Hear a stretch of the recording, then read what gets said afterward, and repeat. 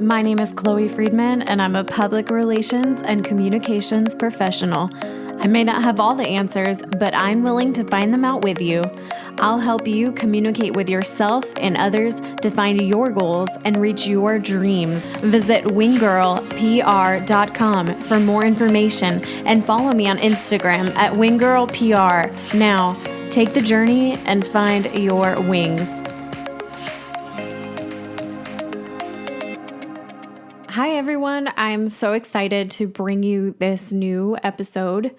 I know that it's been a little while since I've launched a new one, and I'm honoring the creative process. I want to bring quality content to you, so I'm not just gonna bring content to bring content. I want to work on it, think about it, let it simmer, and survey different friends on their opinions and get information from other professionals to be able to bring you quality content.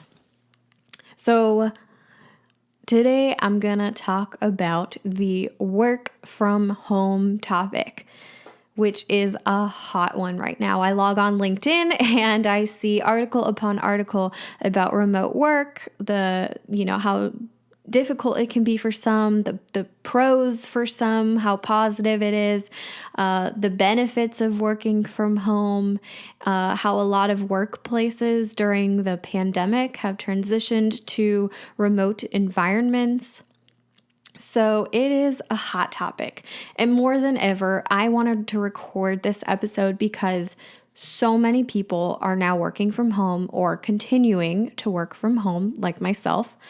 And honestly, this topic scares me a little because of that very reason. So many people are working from home. So many people have opinions on remote work, and what works for one person may not work for another. I've actually worked remotely for nearly 4 years now, and for a while I felt like I had this little known secret of the best way to work, and nobody else really experienced it. No one else knew about it. Most of my friends were going into their offices, and people would make jokes like, "Oh, so what, are you at the beach today?" Because I live in Florida. Or the pool, or, just getting some sunshine. And honestly, I'm most productive at home. And I found myself working more than in an office because it's so much harder to separate work from life and find that balance compared to when you're walking out of the office at 5 and that's it. Your computer and your work life stays there. So thinking back to 4 years ago, I actually knew I wanted a remote job. I've had some experience doing freelance work, and I've always been pretty motivated on my own. I knew I could manage kind of myself and my time well. So I was actively seeking remote opportunities or a job that had that capability. But it was really foreign to me, and it was new. Having to sit on the clock from 8 to 5 felt a bit like jail to me. I couldn't go outside and take a walk when my body was ready for a nap. 2 o'clock rolls around, I want a nap, I want to eat chocolate, or I need some iced coffee. And I couldn't maximize productivity during my personal most productive hours. So I started asking my employer when they said you can work from home, you can go into the office. I had a little bit of flexibility there. I asked them all these questions. I was like, well, how will you know that I'm working? Do we get a lunch break? Do I check in at the end of the day? Do I check out with you? And my boss just said, trust me, I'll know if you're getting your work done. And he was right. So it's taught me a few key items that whether working remotely or if I'm in an office again or in the office now, it would make me a better worker because of some things that I've learned from working remotely. For example, I over-communicate now. When I get an email, I say, "Hi, yes, I've received this and I'm going to work on it. Can I have it back to you by midweek?" So I'm validating that 1, I heard them. 2, I'm aware of the task. And 3, I'm checking on a timeline to ensure we're both on the same page as far as the priority level of the item goes. Because you don't have the luxury of just walking to your coworker's desk and saying, hey, I got your email and I'm going to work on it. So you have to literally communicate these things to that person via a written email. And the benefit of that is now they have a track record, you have a track record, you can follow up on that email if need be, you can file the email for future reference. A lot of times, things circle back again, or you want that track record. So because you didn't have the luxury of walking over to their desk and saying, hey, got your email, going to work on that project, you are actually creating breadcrumbs and a track record for yourself. The second key item that working remotely has taught me is to better manage projects. I never thought that this was a skill or something I recognized that I was good at. And to be quite honest, it's maybe something that I've become good at because of working remote. It's kind of like using a new muscle. When you do a new exercise or a new activity for the first time, that muscle is like, oh my gosh, it's waking up. What am I doing? But all of a sudden it's flexing and it's working, and it's one day you wake up and realize, wow, I'm so strong here when a year ago I wasn't at all. It's forcing you to build strength in that muscle, just like forcing me to build strength in my project management as a remote worker. Nobody's there checking in on you. You can't go chat with the team about project statuses in the break area. It's literally just you and the computer for the most part. So the second key item that comes along with managing projects is I've become an obsessive Outlook calendar user. I add my meetings in red, and that way I can't miss them. And I know that that's like a physical time block when I cannot be doing something else because I need to be present either in a video conference or on the phone conference in this meeting. I add everything else in blue, and if I want quiet time, I leave it blocked as busy. Or if I just want to know that I have to get that task done, but really I could do it anytime during the day, I click to show it as free time.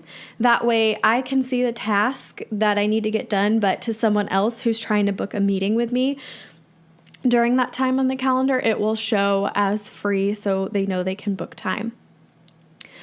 I then delete everything as I accomplish them, or I drag them to the next day if I didn't get it complete.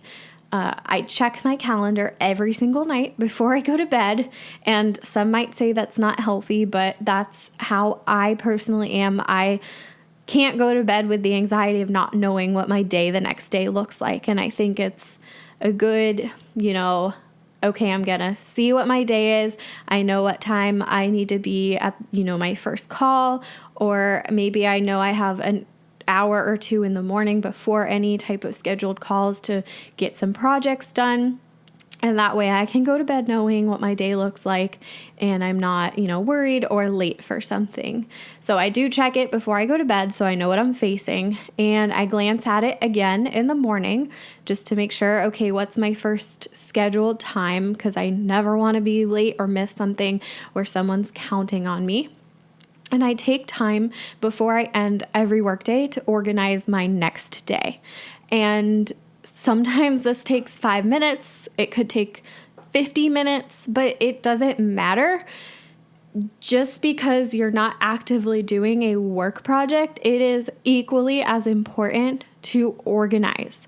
And taking the time to organize is not being productive. You are being more productive organizing. So even if it takes an hour of your day to get ready and set and get your projects and priorities in line for the next day, it is so vital, so important. That is productivity in itself, just organizing your next day. It also feels so good to leave knowing that your next day is planned. And it's always good to leave space for unanticipated projects or fires that pop up, because as you know, they will pop up. So I decided to survey a number of friends and colleagues who have either always worked from home or just started working from home in the pandemic and have experienced it for the first time. And they're balancing it with just themselves or with kids or a family. There's so many different environmental aspects that go into working remote. And I want to give a big thank you to those people who wrote in and responded back to me on this topic. It was such good info. In everybody's responses, it was really interesting. I noticed several main themes, and everyone had their kind of own way of wording things, but there was definitely some themes that every single person touched on, no matter if they worked from home forever, for the last 5 years, for the last 5 months in the pandemic. So the themes were routine, taking mini breaks, setting boundaries, and having a functional workspace, essentially that's separate from your living space. So I'm going to dive more into these topics and go over tips to help you become the best possible remote worker. Even if you're not a remote worker and you're in an office, you can still take away some of these tips, and I think everyone can find it helpful on one level or another. So let's start with the obvious, some pros and cons. To me, the benefits of working from home have always outweighed the negatives. But I have a list here of pros and cons, and they're equal lists. So, pros. Absolutely, there's more freedom to work at your own schedule, your own pace. You're able to maximize productive hours. I know that my productive hours are generally mid-morning, like 10 to noon, those 2 hours I can really focus. And then again, right after I have that afternoon lull around 2, if I get some coffee and kind of walk the dog real quick and reset, I'm good for another 3 solid hours where I can knock something out. So just maximizing that time. And when you know it's not your time, you're able to get up, walk the dog, go get a snack. We'll talk about snacks or, do something productive around the house. Another pro, avoiding a long commute. Therefore, you have more time with your family and more time with pets.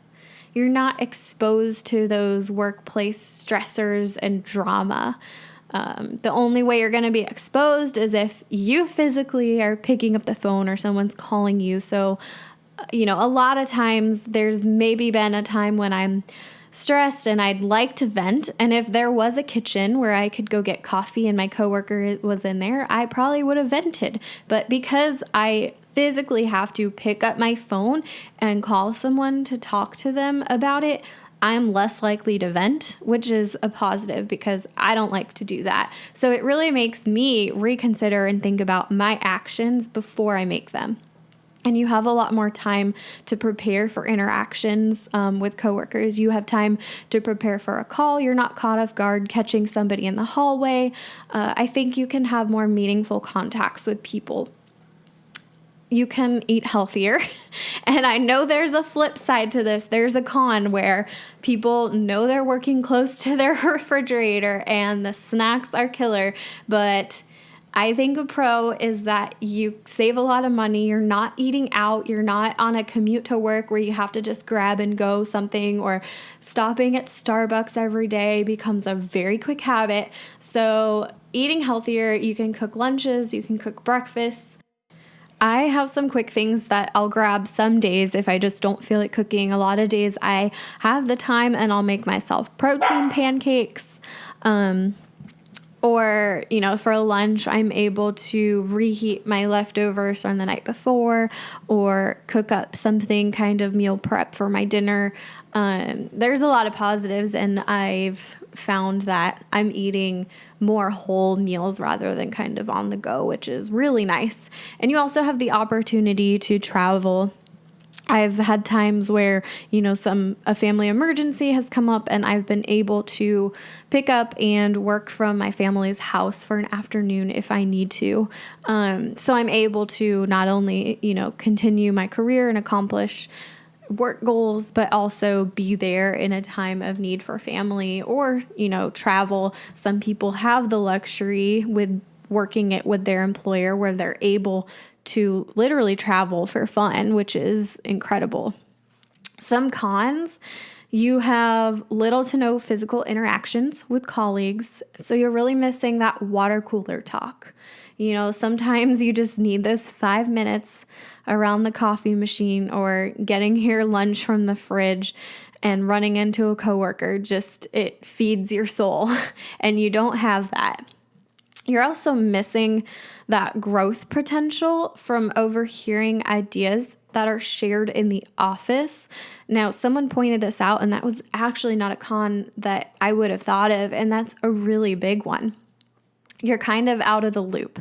You're out of the loop with the office happenings, with conversations, and this is if you do have some coworkers who work in the office and you're remote. Or just in general, if everybody's remote, you don't have these things at all. So you're not getting that idea sharing and that impromptu brainstorm that can be so magical. And personality, this is something I've noticed. If you're normally someone who's very reserved, your work may not shine as much because you really have to be overly extroverted digitally to make waves. So if you're not calling and speaking up on calls and conference calls, and you're not, sending the email to say, hey, my team accomplished this, or not making waves, people don't really know what you're doing. And so it's hard if you are that personality type because there's not other people to interact with and pull those things out of you. You're just kind of on your own. And of course, on the flip side of the pro that you can eat healthier, some can argue that you can snack all day and definitely eat much less healthy working from home. The fridge is there, it's calling you. It really does take self-discipline. And I find that I'll sit for way more extended hours than if I was in an office. Everything's closer proximity to me. To go get my lunch, it's only a few steps away. To go to the restroom, it's literally just connected to my office. It's a few steps away too. So you're not, getting up, walking. You're not walking to meeting rooms. You're just sitting upon sitting. And that was actually a tough adjustment for me. I sometimes have to just get up and stand or stretch a little bit and then get back to it. And that's why I love having a dog, because I have to take him out a couple times throughout the day. So it forces me to move my legs a little bit, and it's also a great mind reset. So in compiling some tips from everybody who I surveyed and spoke to about this topic, I broke the tips down by the theme. So first, routine and boundary setting. It is so important for all of us, and especially important for those of us with kids. Structured schedule, stick to a daily routine. Sometimes it's hard to stop working.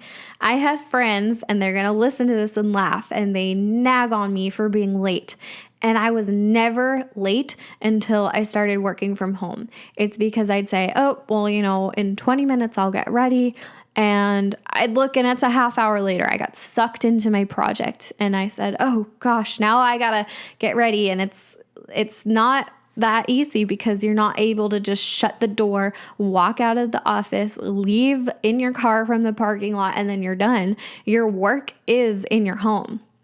Sticking to a normal schedule and close up shop when you're normally done. Have a stop time. So for me, that's something that I've always struggled with, and people have made me realize, and especially this pandemic, that you really do need a work-life balance. And I would say, some nights I have nothing else to do. I can work till 7:30 or eat dinner at my desk and get back to it. But truly, you have to set those boundaries, and it can be really hard, but it's so important. So now what I like to do is around 5:30, 6, I stop shop, close up shop, shut the door to my office. We'll talk about having that separate space in a little bit. And I like to go walk my dog, ride my bike, get some exercise in. It helps maintain that work-life balance. So stick to your hours and strive to think of your home office as its own little bubble. Separating work from home life, it's extremely difficult, and you can easily get caught logging extra hours for the day. So remember, every time you do that, you're setting the boundary and that expectation for others here too. So if you respond every night at 7:30, and they're going to always expect that from you. And the time when you are with your family and you are having important family dinner and work is calling and saying, well, you always answer at this time. What are you doing? You now set that boundary. You did that to yourself. So think of it that way too. For those with kids, early to bed, early to rise. Gonna say it again, early to bed, early to rise. Get a good time block in before the kids wake up. And I don't have children, but my mornings are also a sacred time. And I know a lot of my mom friends, they either have the late night sacred time or the early night sacred time. But if you're trying to get your work done from home, that morning time before the kids wake up, it's quiet. You have the computer to yourself. You can knock some good stuff out. Also, that morning time, you can plan out that time block of your morning with ritualistic things like going through your emails and setting up your workday. You can do a self-care ritual like yoga, journaling, working out, meditating, yoga, listen to a podcast, whatever fires you up for the day. I like to wake up and I sip my coffee and I just have time to simply get going. The days when I feel rushed and I'm rolling out of bed, going right into working, it doesn't set my day off on the right foot. I really enjoy, waking up earlier than I need to, so I have that solid hour. I can make my breakfast, walk the dog, check my social media feeds so they don't interrupt my workday, and just sip my coffee and enjoy it. Next, the calendaring I spoke about before, that comes in to guide your day. So I never wake up and don't have a plan for my day. I create a schedule and I stick to it the best I can. So if there's a moment where I kind of get a little sidetracked in my day and I say, what am I supposed to be doing here? I can toggle over on my computer to my calendar and I say, okay, I have, a video conference in 2 hours from now, and I have to get these 3 tasks done. So I'm going to work on this for the next hour and a half, then prep for that meeting. So anytime I start to find, I'm getting a little off topic or kind of daydreaming here, I can go right back to my calendar and it says, this is what you need to be doing. Get to it. So that's awesome. Waking up with a plan. So now I want to talk about the designated workspace. And I'm in my designated workspace right now, and I love it. My dog loves it too. There's a nice couch next to my desk. I have my printer stand behind me. There's a window here. We're upstairs, so he loves to look out the window and watch cars go by on the road while I'm working at my desk. So everyone who wrote that it's so important to have a designated workspace and room away from where you relax. So not working from the couch, because you're going to start associating the couch with work.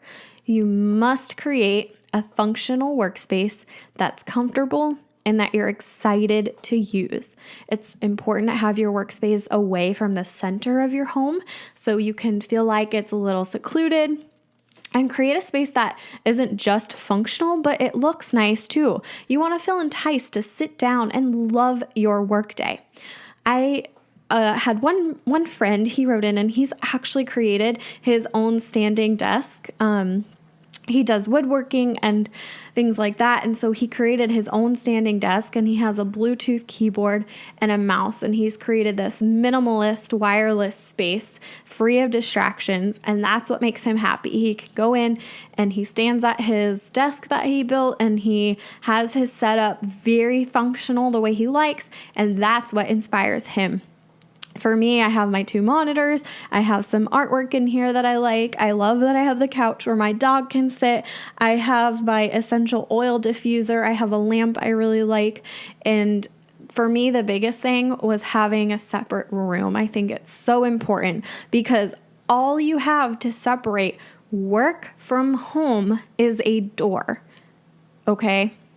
So when you think about that, I joke to people sometimes. I say, okay, well, 5 o'clock, I get up from my desk, shut the door, walk to the kitchen, pour a glass of wine. Oh, happy hours. But all you have is to shut that door, and mentally and physically shutting that door is so symbolic. Once I shut that door at 5, I try not to go back in there until the next morning unless I have to grab something. But shutting that door is my version of getting in my car and driving out of the parking lot. Next, organize and prioritize. If you've listened to the podcast before, those are 2 things I love to talk about. So a lot of people wrote in, have a checklist to not get sidetracked. Prioritize your to-dos before the kids wake up. And that way you feel like you have a handle on your day and you have ownership.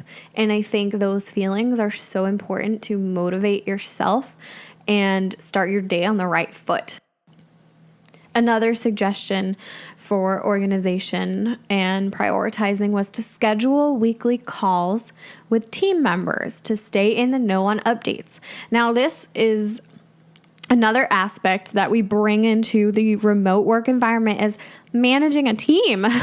My goodness, it's not hard enough to just work remotely on your own, but actually having and managing a team or having managers out there and you have a team that you're part of and having to stay in the know with that team. So scheduling those weekly calls to stay in the know. I schedule individual calls with my team members, and then maybe once a quarter or once every other month we'll do a team call, and we always start with something fun, and then we can talk about some specifics of work and what we're doing now, where we're headed. So that's really good. And one suggestion that I absolutely loved that someone wrote in was have open office hours where you can connect with your team virtually or your team can connect with you. So that reminds me very much of grad school when on the syllabus, the teacher would say they have their office hours from, 11 to 2 on Monday and Wednesday or whatever it might be, but telling your team, hey, on Monday, Wednesday, Friday, or on Tuesdays and Thursdays, I'm free from 10 to 2. Anytime you need something, you can call in those hours or, just having that time block. And I think it really builds a relationship and trust and that open line of communication, which ultimately makes for strong work and a strong team. The next theme that everybody touched on was these mini breaks. Taking little mini breaks. So getting outside for walks, getting outside for exercise, something that brings you out of your work environment, away from your home for a minute. It can get really easy to fall into the work, couch, sleep, wake up and do it all again routine. So remember, take these mini breaks away from your computer during the day, and it's not affecting your productivity. It's making it better, I promise. And it's not taking away from your work time because those 5 or 10 minutes away are going to make you come back and reset and be productive for a solid 2 hours. So they're so important. It's also important for you physically, stretch like a movement break. I get so stiff and it allows you to kind of just stretch your muscles, get back to it. It's healthy. it also, not just physically, but mentally, allows you to reset your intentions and motivate yourself again. Some people said a way to kind of motivate yourself throughout the day, or if you're taking a mini break, like a quick walk, even while you're working, make playlists and listen to inspirational podcasts. Basically, you want to get in the vibe to knock shit out. Now, this I know works religiously for some people. I'm actually the type of person where I can't listen to music or a podcast while I'm working. Maybe if I'm doing something very tedious like data entry, I could listen to a playlist, but it's very rare that I have the luxury to listen to a podcast or music because I get so distracted by it. I just listen to it. I listen to the words that I can't focus on what I'm doing. But if you're the type of person who can do that and you can work with music or a podcast, absolutely do it if that's what motivates you. Those with kids, plan a mid-morning physical activity for the kids. It's not just good for them, but it's good for you too.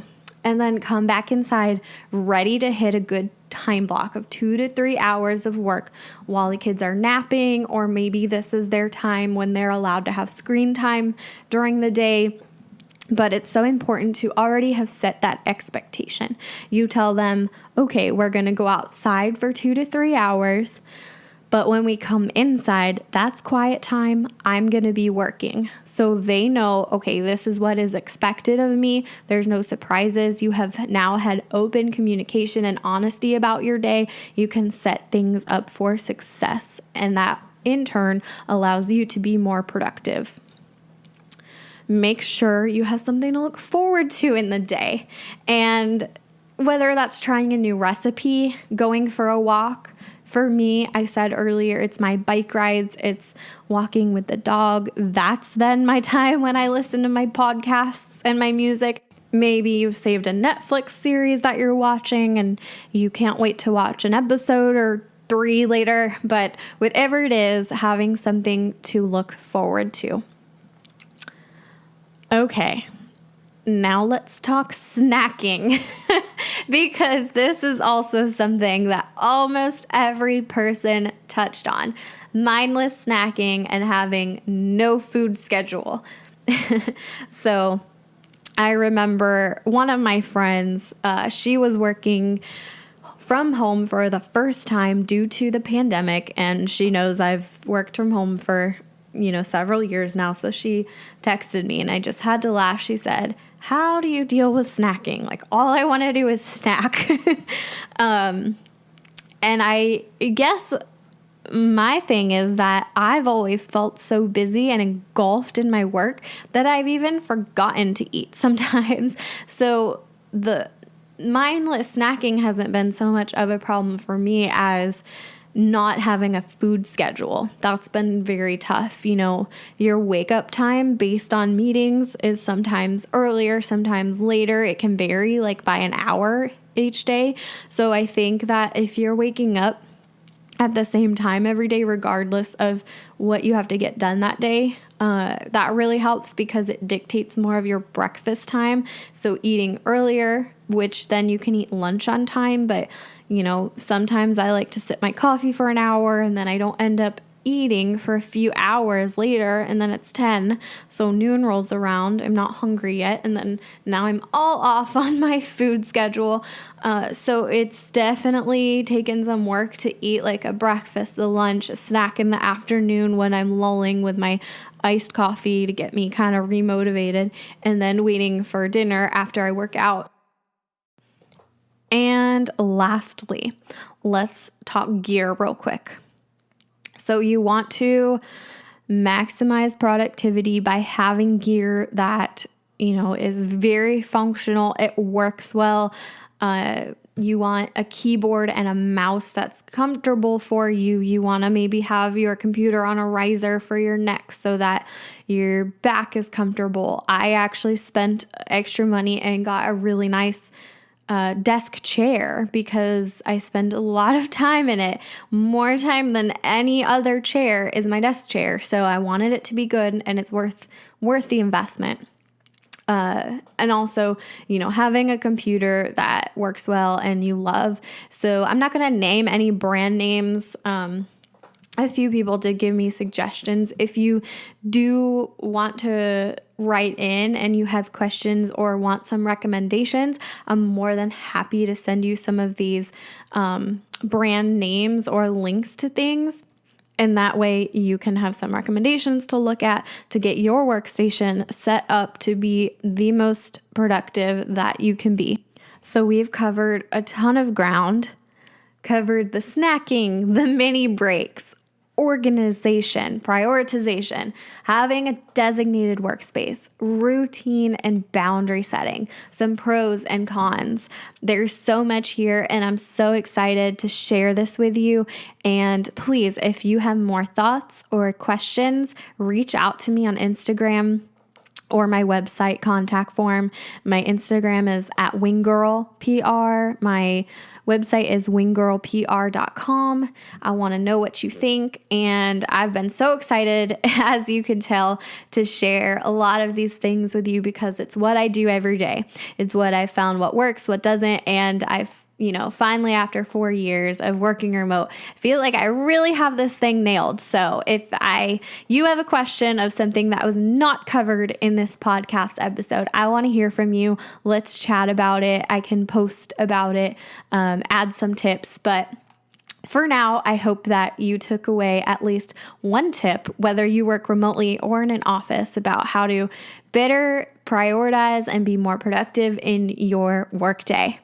Thank you so much, you guys. Remember, find that work-life balance. Shut the door at 5. Whether you have a door or not, you got to metaphorically shut that door and look forward to something. Have something planned that you can look forward to every day. Thanks so much for listening.